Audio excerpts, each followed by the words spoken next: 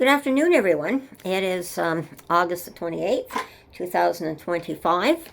I hope everyone has been enjoying their summer. It's almost over. It's been a busy summer for me, making memories with my grandchildren, going to the movies with them, bowling with them, and of course the fair last week, which left me quite tired for several days after. And just being with the family, which is great. And then this week, we are scrambling just to make sure now that we've got the last minute things that we need for the kids' schooling as well. So that's left me pretty busy. And since school's starting next week, so I hope, and of course the crazy weather that we've had this summer too has been, and the forest fires and all the stuff that's going on around the world. It's been literally a crazy summer. That's all I can say, and certainly not a summer that I can remember in my childhood, which was much more stable and predictable, that's for sure.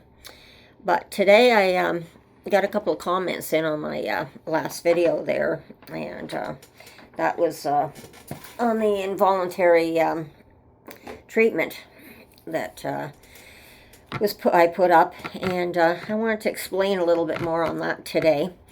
And so I'm just going to have a conversation about this again. And I want to talk about the comments that came in. As you know, I do respond to comments. I didn't respond personally all the time. But there was a couple of comments that came in on I do want to address. And there was a comment, I wonder if she has raised a child who struggles with addiction. Well, today, with the drug addictions, I don't think there's a lot of families that have not been affected with the drugs from the streets and drug addictions in their families. So it's not just prescription drugs like I've described with my husband. In our family, there's drug addiction struggles as well. So I try to look at what I talk about in all different directions of wherever everything's coming from and how it's folding and what we're trying to do about it. And so it's something that's very personal to me as well, just to let you know that I'm not talking out of an empty head, that I have no experience, I don't know anything about it.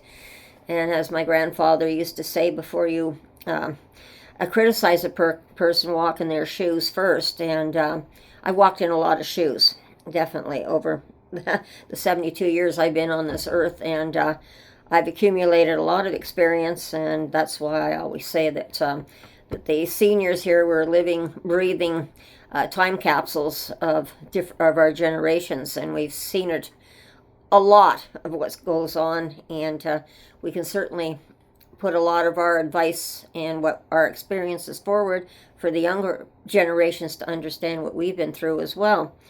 So like I said, I just wanted to answer that question for her, but I don't know if that woman has a child that was struggling with addictions.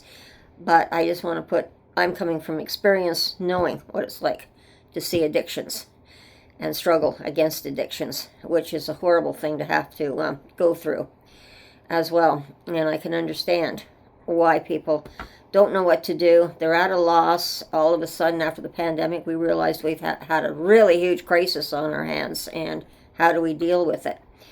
And then the second one that came in on the comment was also, it is fine if you do not want treatment, but then the answer is jail, as drugs are still against the law. Well, I always believe in the treatment first, if we can get people into treatment. And how do we treat people?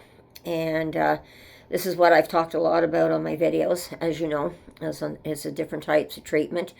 I just wanted to bring forward another one that I can see a lot of possibilities with, and I know I've mentioned it before, because this was prisoners coming out in rehabilitation at the time, and this was in Britain, and I saw it on TV, and it was great, where they had a farm set up where the people coming out of the prisons, as they were adjusting back into society, they were working on the farm, producing produce, and it was very good in the way they had it set up, so that they got a little bit of money for themselves to go into the village and get things and supplies for themselves, or they could save it up, and they'd have a chunk of money that they'd be paid for their work a little bit too, so they would have money as well a little bit when they left the farm in the end, and they had some skills as well.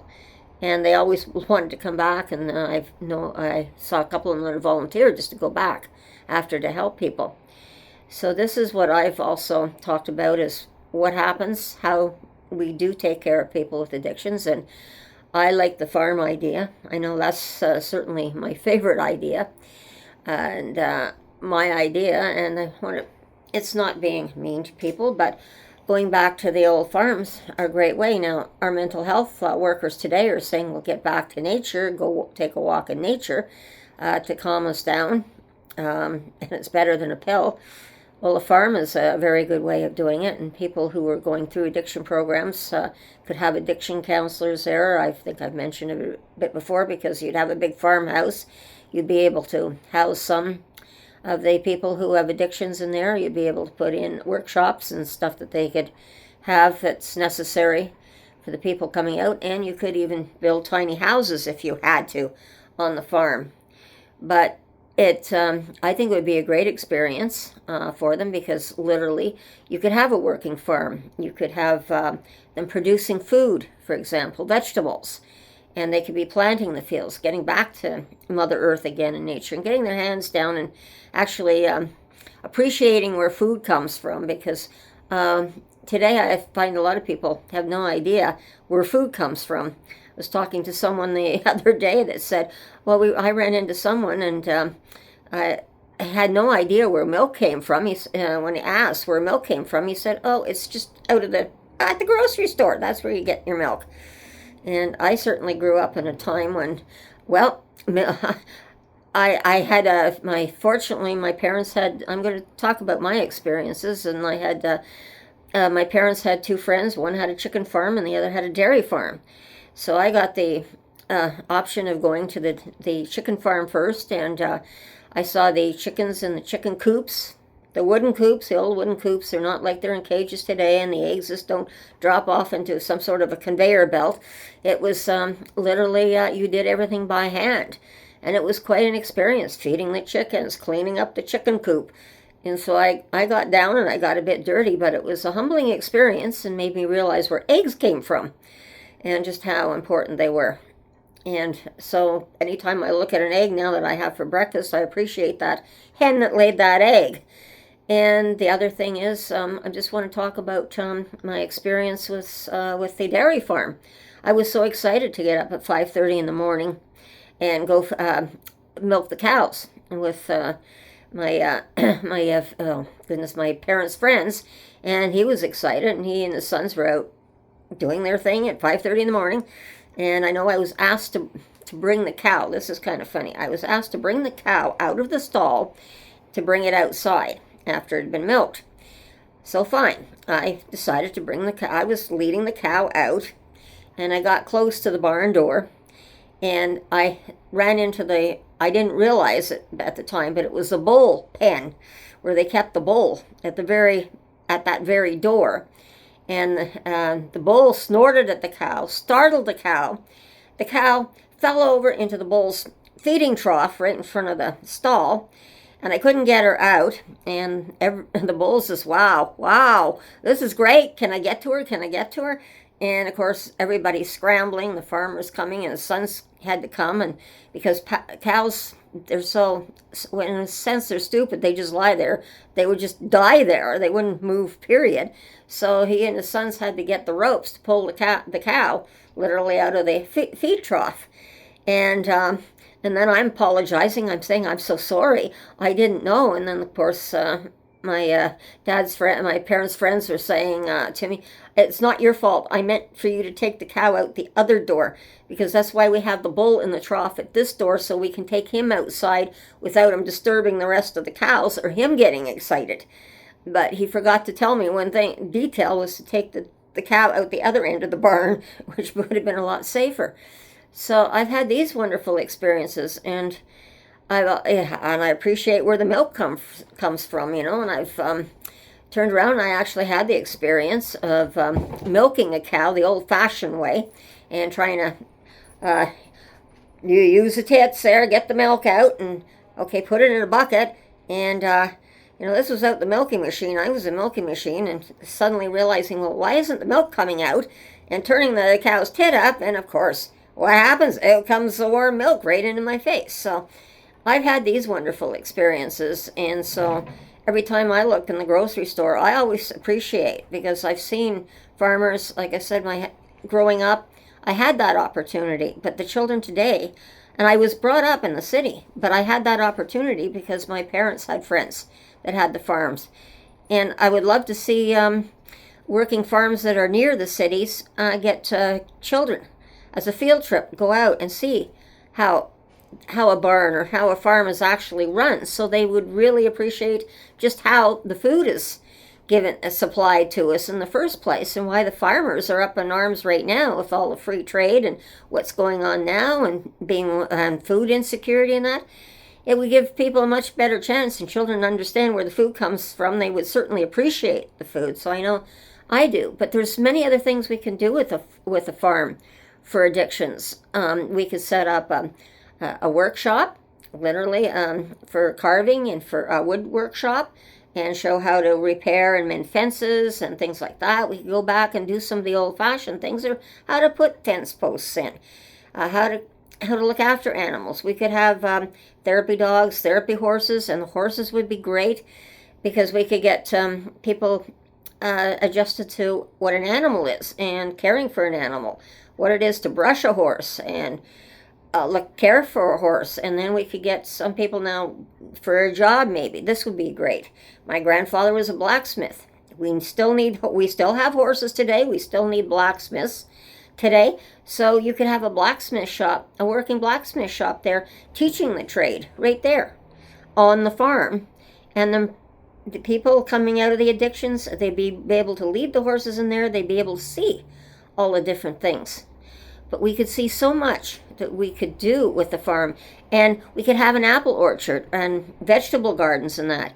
And not only could they learn to feed themselves, they have a kitchen in the farm, and they could prepare the meals, feed themselves, and see where it comes from the ground to the table.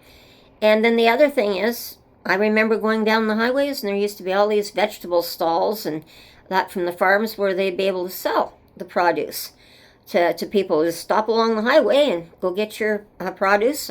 When the apple season came in, they sold apples at the apple stands. We picked up fresh apples. And this would be great. It could be, some of the money collected could be maybe used towards a little bit of the upkeep of the farm. But a lot of it could be either put in trust, so that the people their addictions, when they do graduate and come out of that program, and they're fine, they're off their addiction, and they're ready to come back into society again, where they can save up a little bit of money, just like they did in Britain, and have a little bit of money. So when they start up, they have their own little bit of money, or they could get so much amount, and they could take a bus and go into the nearest town or whatever, and go and spend a little bit of their money. But then they'd also learn the value of money. So there's so many things that we could honestly do. That's the way I would prefer it to be. But yes, what do we do with the ones that, as he said, or this person said to me on the comment, what do you do? Jail the ones that don't want to get off of it? And I can see it's either going to be jail, or it's possibly just going to be someplace where they're just all bunkered in a property somewhere, and they're just going to be drugging up every single day till they die. That's going to be maybe the other thing, but they're going to be away for society. And I see something is going to be happening, and it may not be as good as what we want. But my idea of society is the farm life was so great, and we need to get back to some of that, some of the basics. And that's one way of bringing people back to the basics: having to clean up after the animals, having to care for the animals, having to get yourself up at 5:30 in the morning and go out, even in the middle of winter, to do things. Today they could be taught how to use the machines on the cows, but at the same time they could still have the fun of milking the cow the old-fashioned way with a bucket, and maybe even getting sprayed in the face like I did. So it's those experiences that you don't forget. So I know my video is getting long, but it's my first choice would be to see about rehabilitation, on how we can rehabilitate them. The worst case scenario is that they're these ones that don't want to get fixed up for their drug addictions, then they are going to be at the bottom of the chain and in a lot of more serious trouble. And what happens to them? That's still in big question. But let's work together on getting people off the addictions and realize that they can live their own life. They can make their own money. Let them see that if working with your own two hands is better than stealing, for example, because you have pride in yourself. And that's what the farming did. And it made me very much appreciative of what the farmers did. And like even standing on the back of the tractor, pardon me, with the farmer and going through the field and seeing how he's looking after his crops and examining his corn as it's coming up and explaining that they need what they need for rain, what they need for sunshine, the plants. So I got all this information, and when I grew up, even though I came from the city, I sure always appreciated where the food came from.